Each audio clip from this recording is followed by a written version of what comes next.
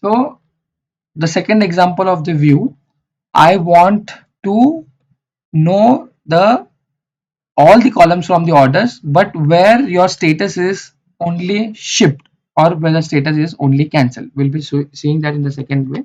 So now I'm starting creating a view. So I'll use a create view and I'll say it is shipped orders. So the view name is shipped orders. As now I'm using select star from your orders table, and where your status is equal to, like, orders table status column is equal to shipped. Okay, shipped. So let me run this query first. I'll select this. I'm not creating a view now. So let me show you. Yeah. So in this entire column or entire table, you get only the values or all the columns where your status is shipped. Okay. I am storing that in a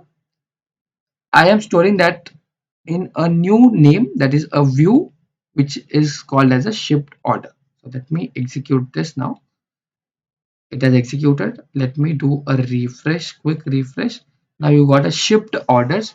So now if I want to know like what are the shipped order, I have stored that in a view like a table. So now if I say select, it is like a table only. Select star from your shipped orders. So let me drag and drop it here and execute this. So you will get your status, shipped status, in a table. So this is the second example of the view. Thank you for watching, guys. If you like it, please subscribe to my channel, share it with your friends. Keep learning.